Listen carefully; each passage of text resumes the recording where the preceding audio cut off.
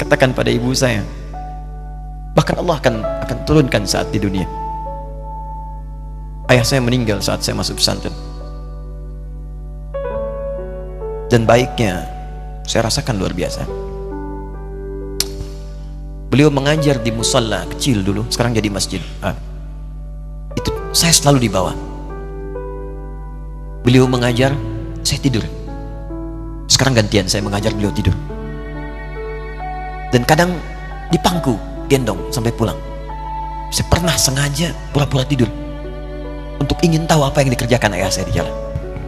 Jaga betul supaya nggak bangun. Begitu saya disimpan di kasur dan bangun, diajak bercanda. Saya mau masuk pesantren, beliau nggak sempat ngantar. Saya bertemu, beliau menangis, peluk saya, minta maaf, nggak bisa ngantar ke pesantren. Saya belum mengerti apapun saat itu. Saya bertekad, insya Allah saya belajar dengan sungguh-sungguh. Sepekan 2 pekan saya dapat panggilan pulang. Saya tanya pada kakak saya yang ikut, sekarang ada di sini, di mana ayah? Beliau nggak jawab. Sampai di Bandung, paman saya, beliau sekarang Sekom MUI Jawa Barat, langsung menyampaikan, nampaknya nggak akan terkejar sampai sana, mungkin sudah dimakamkan. Saya ngerti, paham saat itu bahwa beliau telah wafat. Maka saya pulang. Maghrib saya sampai, saya dapati ibu di ruangan tengah. Saya datangi, saya menahan tangis, tidak menangis sedikit untuk membahagiakan ibu saya. Saya datang, saya peluk, saya temani tidurnya.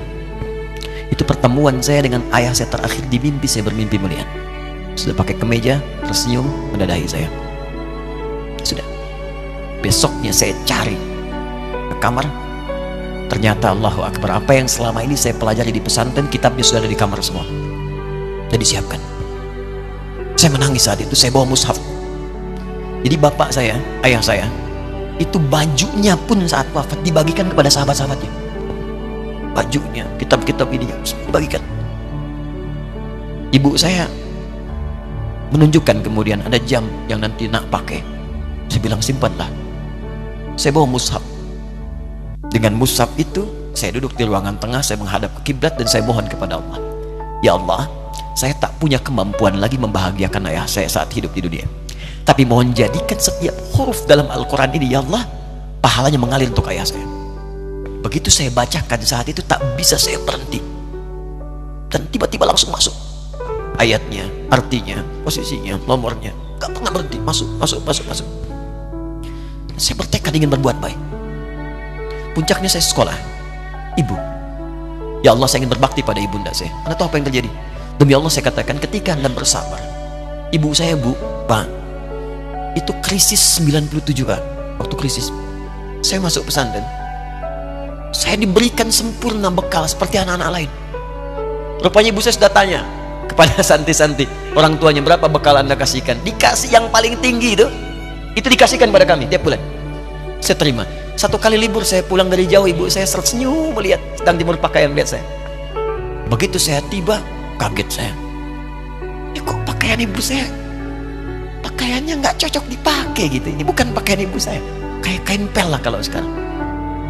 Saya masuk ke rumah, saya kejar, saya buka pakaiannya, lemarinya, saya nggak temukan sedikit pun.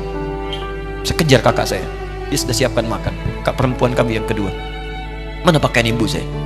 Perhatikan jawabannya. Dia menangis saat itu. Dia bilang, mama itu telah menjual semua perhiasan dan pakaiannya untuk pendidikan kamu. Jual.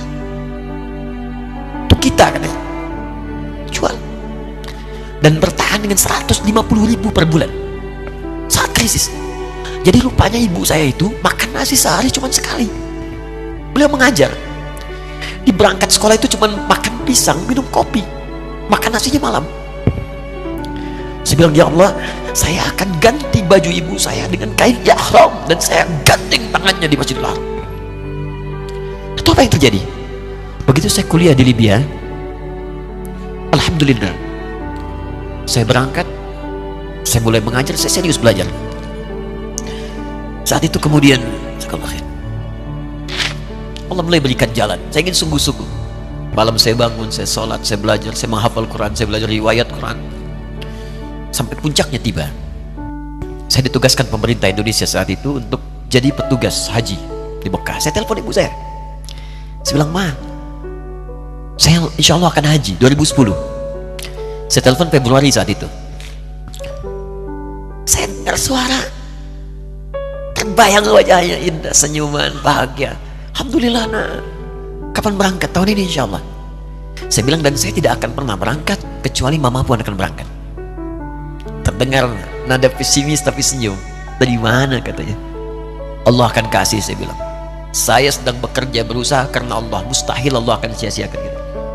Berapa butuhnya? Porsinya 25 juta. Kapan harus ada? Bulan Juni. Ya, jadi dari Februari ke Juni itu. Ya, Juli bukan Juni, Juli. Ya, jadi saya masih ingat tuh bulan 7, 5 bulan itu. Saya ibu, Pak, nabung saya beli tabungan, saya niatkan untuk ibu saya haji. Bulan Juli mesti setor 25 juta. Jadi semua tabungan masukin situ. Ada yang ngajar ngasih, masukin situ. Masukin semua. Tepat sepekan sebelum itu kemudian didaftarkan, saya buka tabungan. Allahu Akbar, karunia Allah luar biasa. Tadi butuh berapa? 25 juta. Begitu dibuka, Masya Allah, 1 juta. Karena beasiswa nggak banyak, 1 juta. Tapi 3 hari sebelum daftar, entah dari mana ibu-ibu pengajian di KBRI datang, Ustadz, ibu katanya mau haji juga ya, Ustadz mau haji ya, ibu ikutnya. Sudah nggak usah dipikirin, nanti kami yang pikirkan semuanya. Tiba-tiba dikirim, bayar porsinya di sana, dapat koper paling besar. Bayangkan, tadinya kopernya belum datang, telepon lagi, nak, koper belum datang katanya. Saya bilang, Ma, tenang aja, apa hajinya nggak jelas ini? Tidak jelas, saya bilang, insya Allah. Ya. Nah, cuman beritanya berbeda. Begitu saya telepon lagi, Ma, gimana bisa? Nah, telah keluar pengumumannya. Kapan, Ma? 2013. Loh, kan saya hajinya 2010, nggak bisa, harus 2010. Lihat kalimat ibunda saya. Nah, jangan pernah mengambil hak orang lain. Allah kasih 2013, alhamdulillah. Saya bilang, Ma, kita tidak harus mengambil hak orang lain, tapi kita meminta kepada Allah yang memanggil kita. Boleh jadi Allah akan berikan tambahan kuota pada tahun ini. Doa lagi, minta, datang ke masjid. Tiba-tiba ada sidang oki di Istanbul saat itu, keputusan 1.000. Setiap ada 1.000 muslim, 1 kuotanya. Saat itu Indonesia dapat tambahan 22.000, termasuk ibu saya ada di situ. Ya, acara malam Al-Qadar 27 Ramadan, malam masih ingat betul, saya jadi MC dengan rektor pada saat itu. Saya nggak pernah bawa handphone, tiba-tiba handphone itu saya bawa, berbunyi kemudian telepon itu. Saya minta pada rektor izin, saya angkat dulu, diperkenankan. Saya kemudian ke belakang masjid, saya angkat. Tiba-tiba saya dengar suara sudah menangis. Nah, katanya, kenapa, Ma? Alhamdulillah, Mama bisa haji. Ternyata kuota itu termasuk ibu saya. 5 bulan, Pak. Wena biasa, nggak bayar tambahan, nggak ada macam-macam, bisa berangkat. Begitu saya berangkat duluan, saya tungguin betul di apartemennya, di maktabnya sampai datang. Begitu sudah datang, saya nggak sapa, saya lihat dari jauh. Bahagianya saya bisa mengganti pakaian tadi yang lusuh dengan kain ihram. Saya perhatikan, saya ikuti dari belakang. Di lift, saya ikuti. Di jalan, saya ikuti. Begitu sampai Masjidil Haram, saya gandeng tangannya. Ma, kita sama-sama. Labbaik Allahumma labbaik. Labbaik la syarika laka labbaik. Saya tawaf, saya gandeng ibu saya lindungi supaya dapat kenikmatan dalam tawafnya.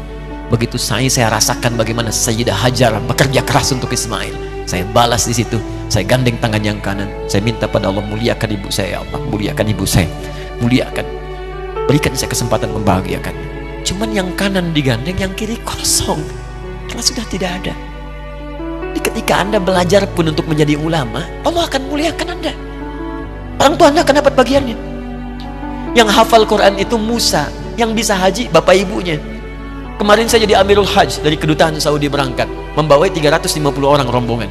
Siapa yang saya bawa? Ahli Quran, yang hafal Quran anak-anaknya. Ahmad Kamil yang haji, pengajarnya, murabbinya, ibunya, temannya, banyak yang berangkat. Yang berangkat siapa? Calon ulama.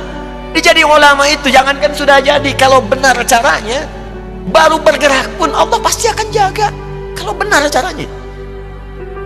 Di satu pertanyaan tadi, pilih mana orang soleh atau ulama? Jangan pisahkan. Karena jadi ulama itu adalah tingkat tertinggi bagian dari orang saleh. Jadi mesti ada yang jadilah di keluarga. Pilih satu mungkin ahli Quran, dua ahli hadis, yang lain dunia, tapi dunia diniatkan membantu ibadah. Jadi arsitek buat bangun masjid, bangun pesantren, pahala banyak. Insya Allah akan dibuka oleh Allah, insya Allah.